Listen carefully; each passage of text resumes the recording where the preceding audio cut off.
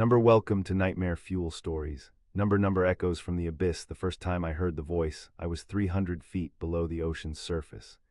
The Poseidon, our deep-sea research vessel, had been mapping an unexplored section of the North Atlantic seafloor for almost 2 weeks.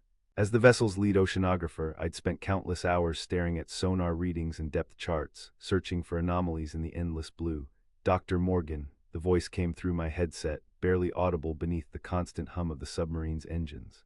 I adjusted my headset. "This is Morgan, go ahead." No response, just the ambient noise of water pressing against the hull. "Bridge, did you call for me?" I asked, thinking it might have been Captain Reeves.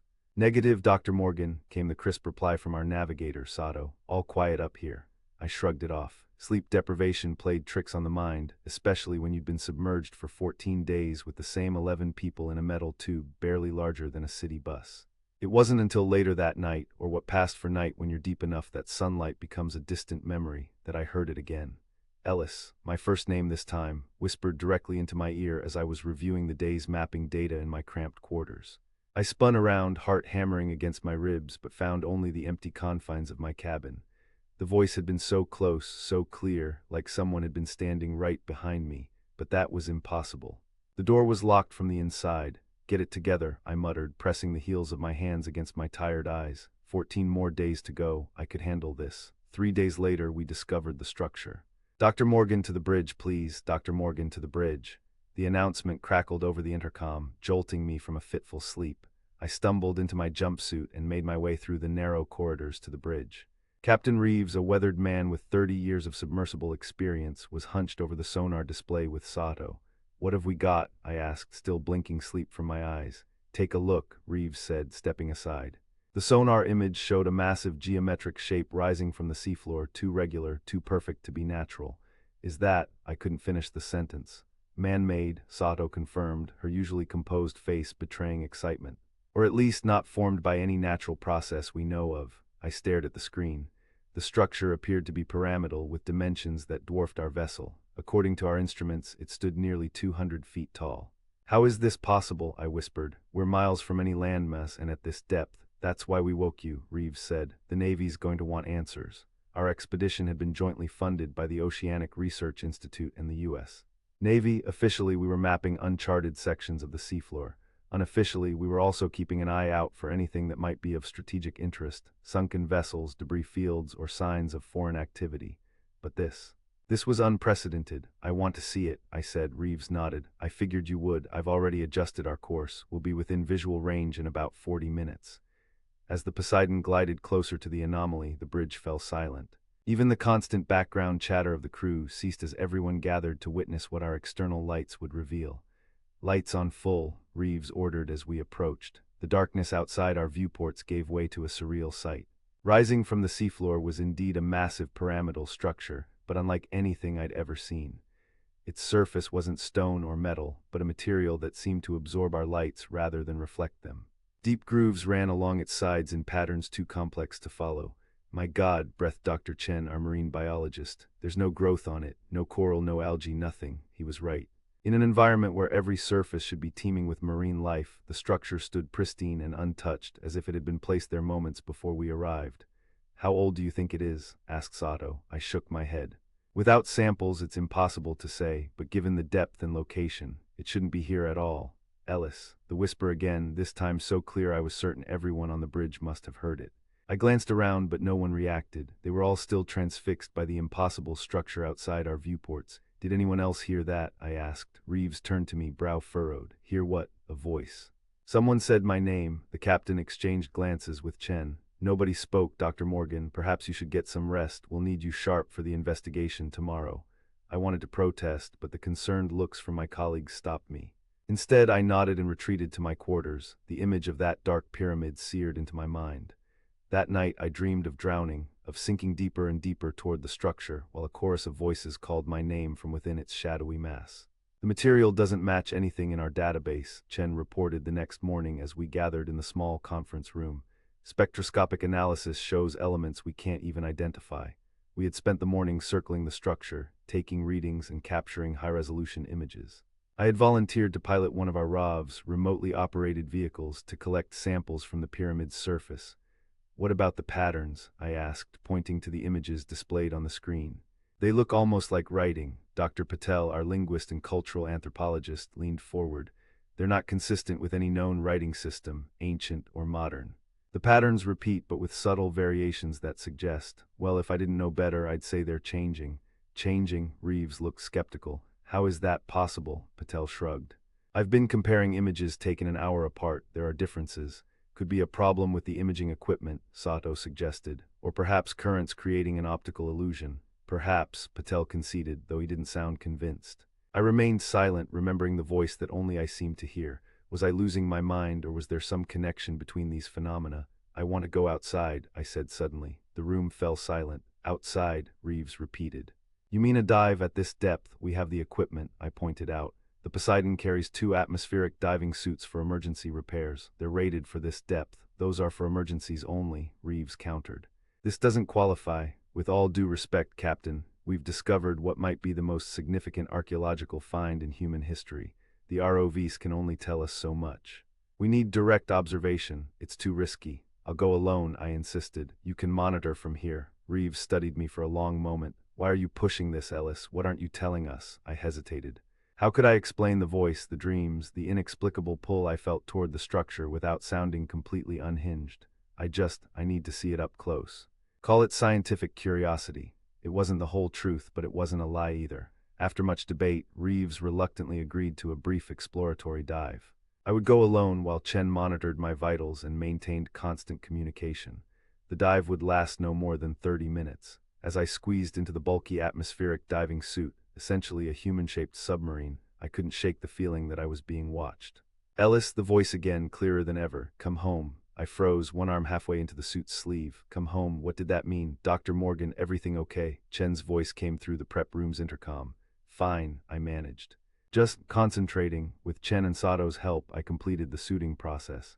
The ADS was a rigid exoskeleton with articulated joints, a far cry from the flexible wetsuits used for shallow dives.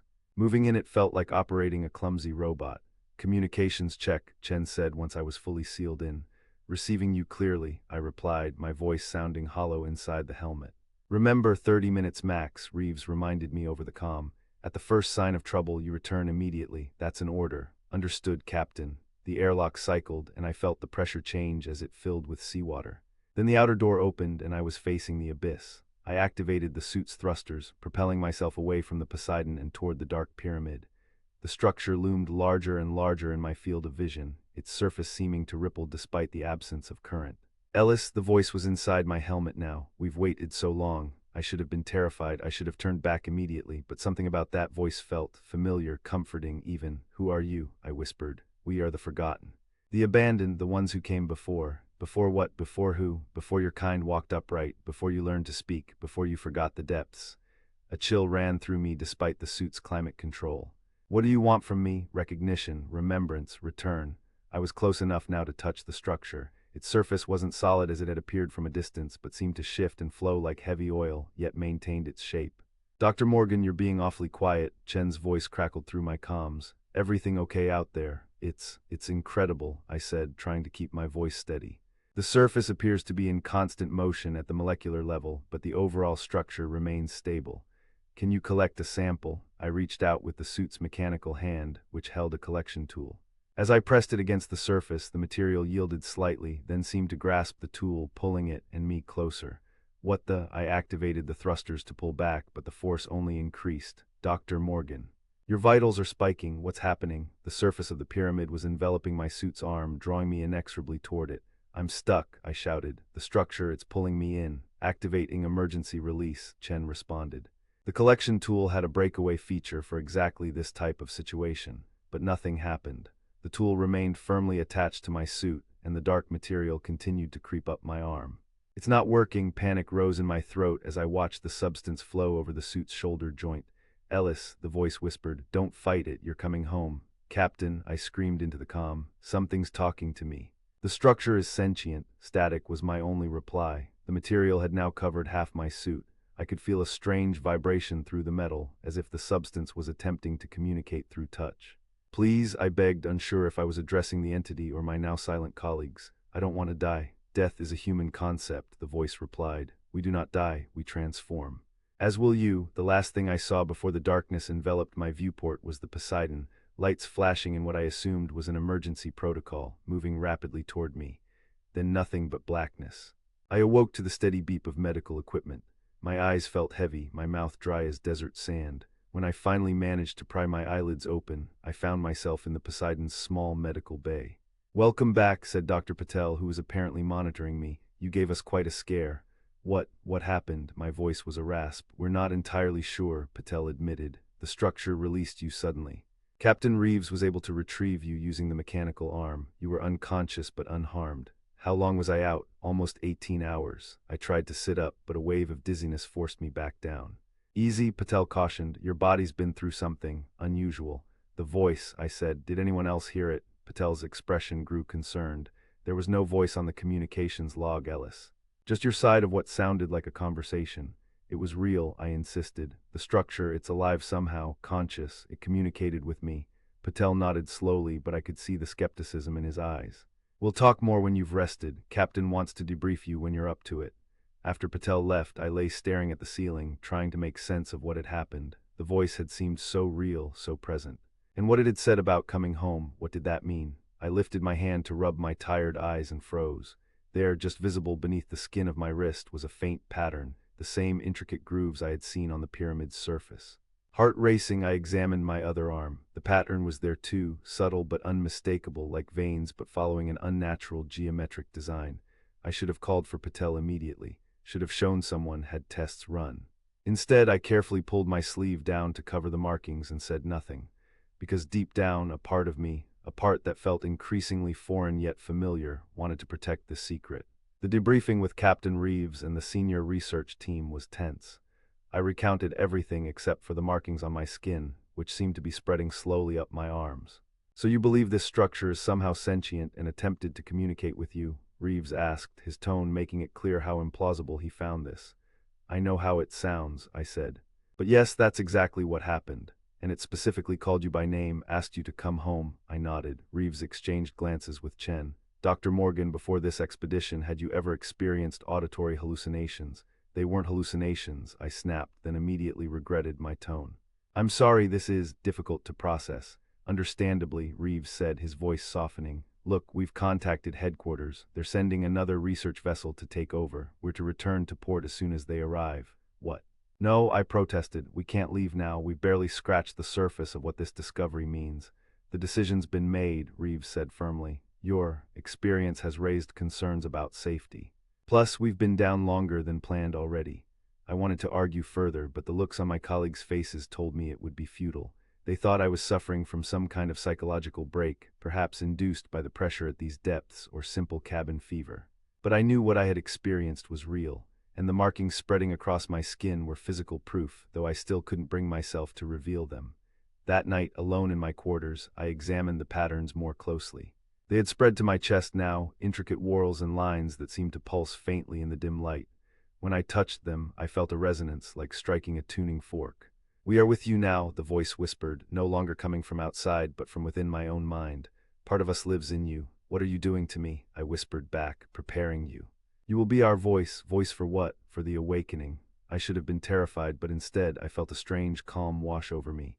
The patterns on my skin began to glow softly, casting eerie blue shadows across my cabin. "Sleep now," the voice said. "Tomorrow you will help us." Against all reason, I obeyed, slipping into dreams filled with ancient cities beneath the waves and civilizations that had flourished when humans were still learning to make fire. The relief vessel, the Oceanic Explorer, arrived 3 days later. By then, the patterns covered most of my body, though I had become adept at hiding them beneath my clothing. The voice, or rather voices, as I now recognized a chorus of overlapping entities, had become a constant companion, teaching me things about the structure that defied human understanding. It wasn't a building, they explained. It was a node, a communication hub for a vast network that spanned the ocean floors of the entire planet. They had been here long before humans evolved, an ancient civilization that had chosen to transform rather than die when their physical forms could no longer sustain them. They had become one with the oceans, their consciousness preserved in the strange material of the structures they had built. For millennia, they had watched humanity's rise with distant curiosity. Now, for reasons they wouldn't fully explain, they had chosen to make contact, and they had chosen me as their conduit. As the crew prepared for the handover to the Oceanic Explorers team, I found myself drawn back to the observation deck, staring out at the pyramid. It pulsed now in perfect synchronization with the patterns on my skin, though I appeared to be the only one who could see this resonance. Dr. Morgan, it was Sato, approaching cautiously. The Explorers science team is boarding. They'd like to speak with you about your encounter. Of course, I said, not turning from the viewport. Sato hesitated. Are you feeling all right? You've been different since the incident. I finally turned to face her, forcing a smile. I'm fine, just processing everything. Her eyes narrowed slightly. Your eyes look different. I quickly averted my gaze. I knew what she had seen, the faint luminescence that had begun to manifest in my irises, another sign of my transformation.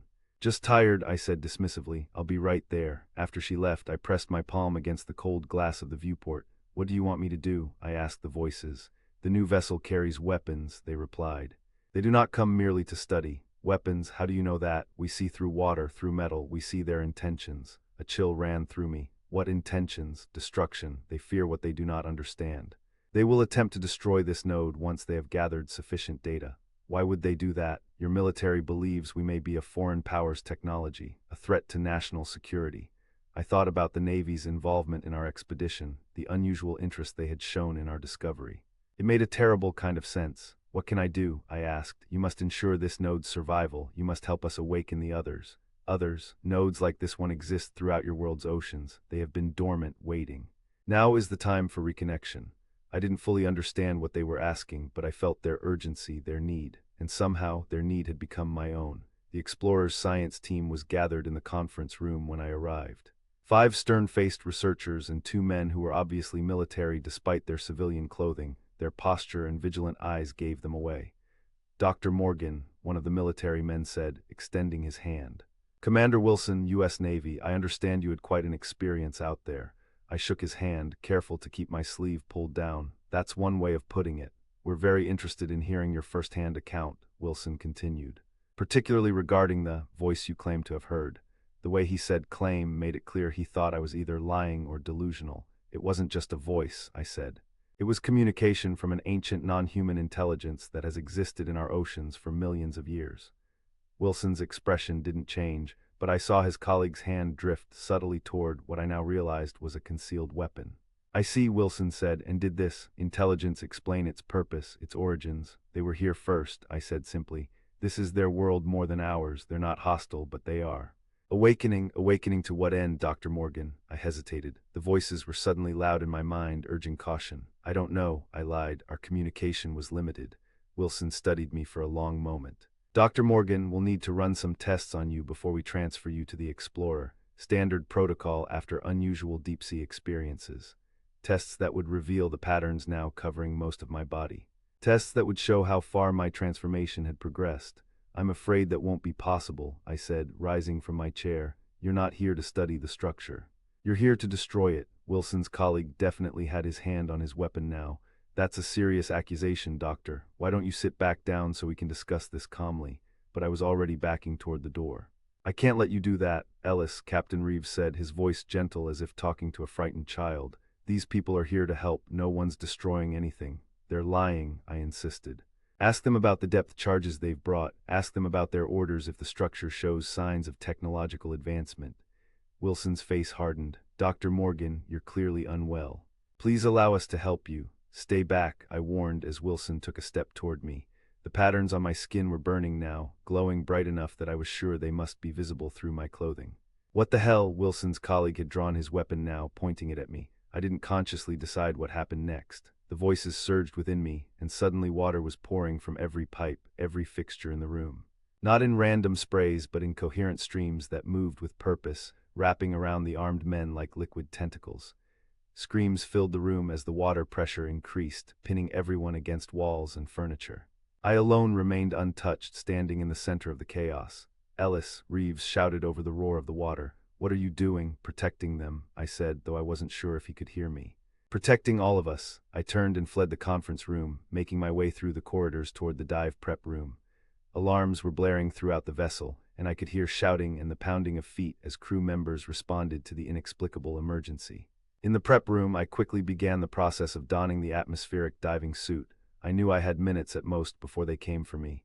We will help you, the voices assured me. And true to their word, the water systems in the room activated, the streams helping to assemble the suit around me with impossible precision and speed. I was nearly finished when the door burst open. Captain Reeves stood there, soaking wet and wide-eyed with disbelief. "Ellis," he said, raising his hands to show he was unarmed. "Please stop this. Whatever's happening to you, we can help." "You can't help me, Captain," I replied, my voice sounding strange even to my own ears, resonant with harmonics that no human vocal cords could produce. "I'm not sick, I'm evolving." "Into what?" he asked. I sealed the helmet, the suit systems coming online automatically. "Into something older than humanity, something that belongs to the depths." "Don't do this," Reeves pleaded.